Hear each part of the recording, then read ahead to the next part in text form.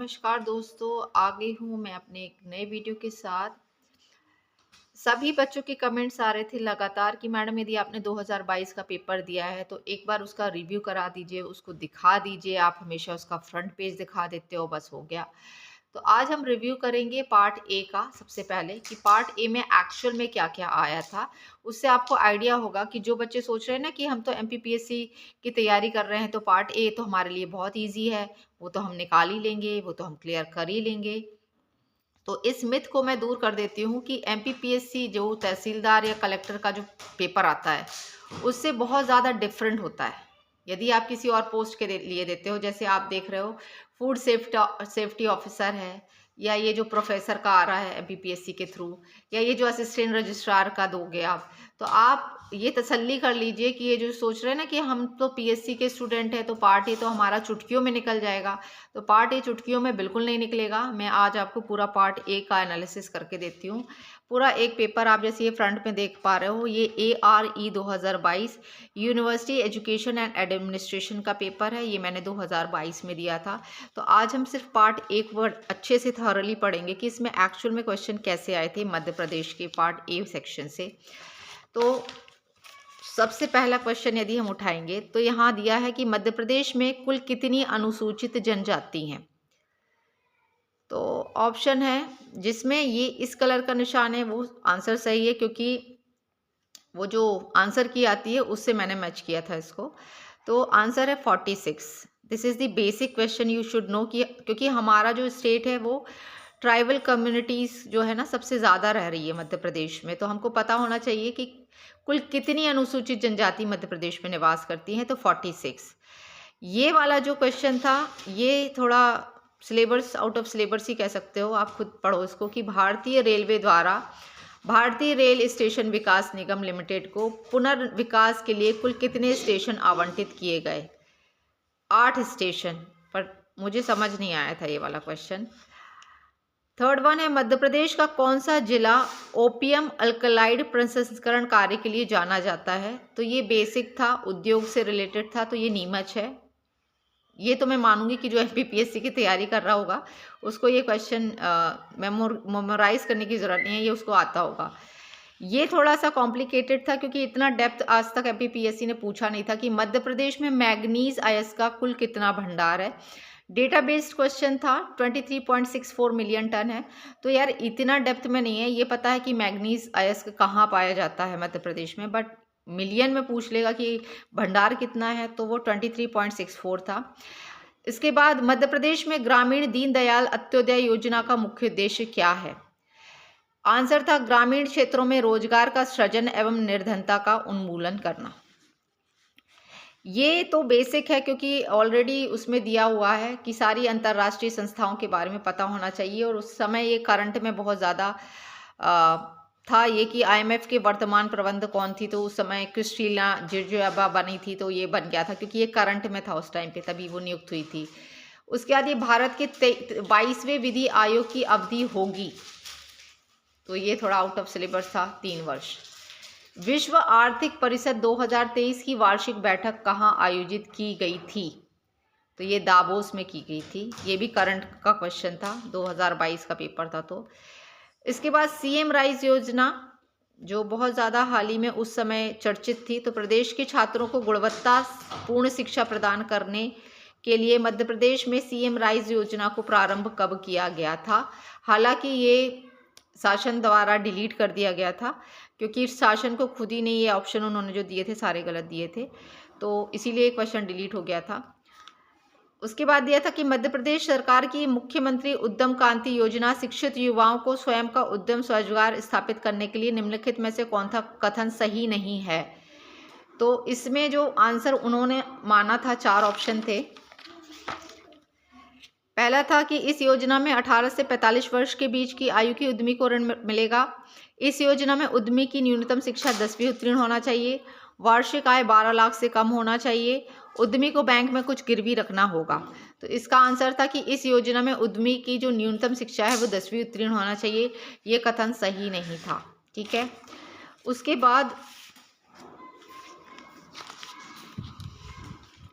निम्नलिखित में से मध्य प्रदेश के किस विभाग से मुख्यमंत्री कल्याणी विवाह सहायता योजना संचालित होती है?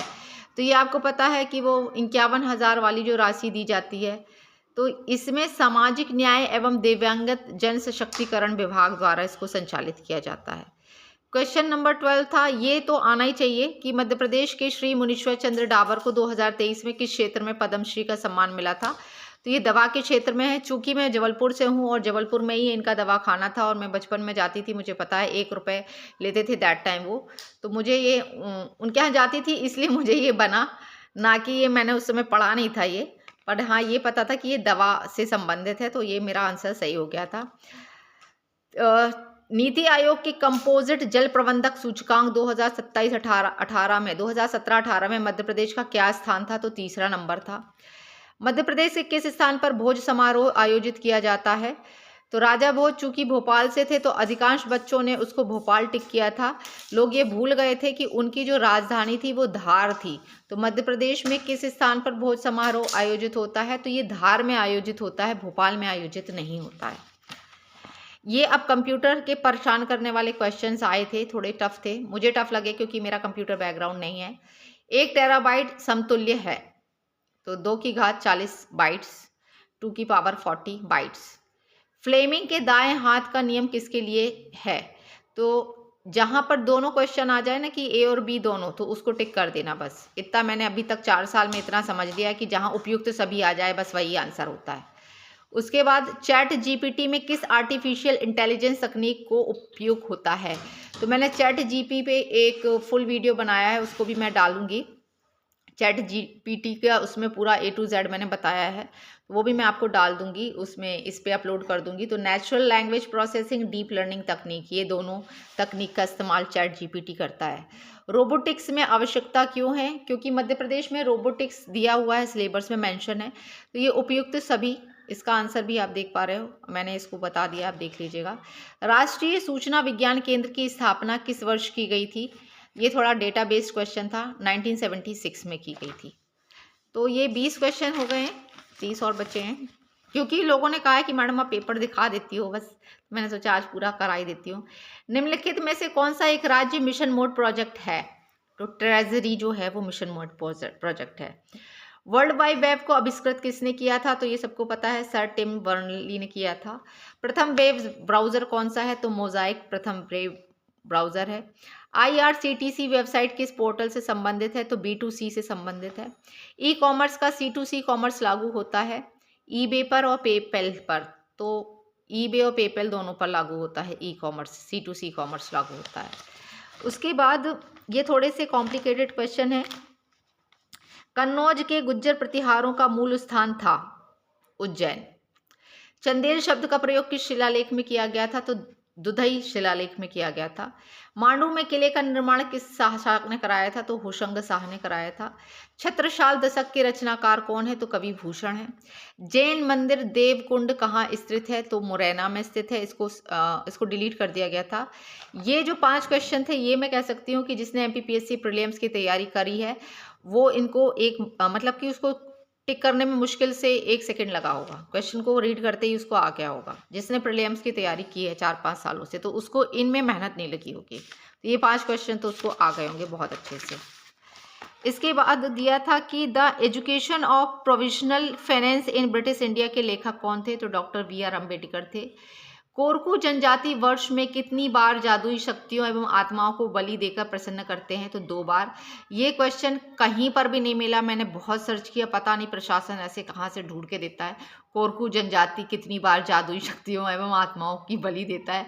तो कृपया करके ऐसे क्वेश्चंस के पीछे ना भागें, इनको सर्च करने का प्रयास ना करें।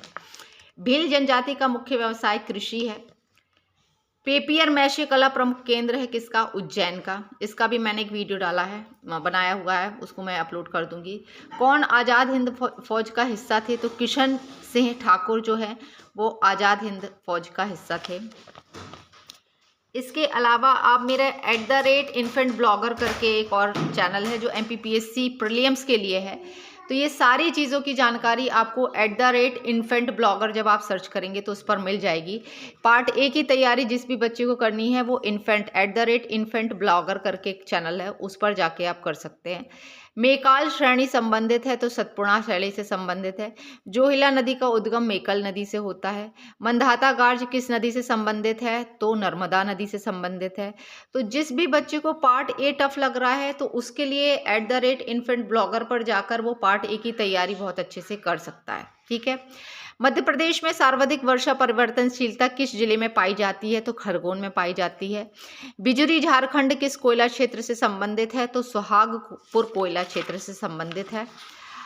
उसके बाद मध्य प्रदेश की किस पेटी में सर्वाधिक मैग्नीज भंडार है तो बालाघाट और छिंदवाड़ा। गांधी सागर बांध स्थित है चंबल नदी पर।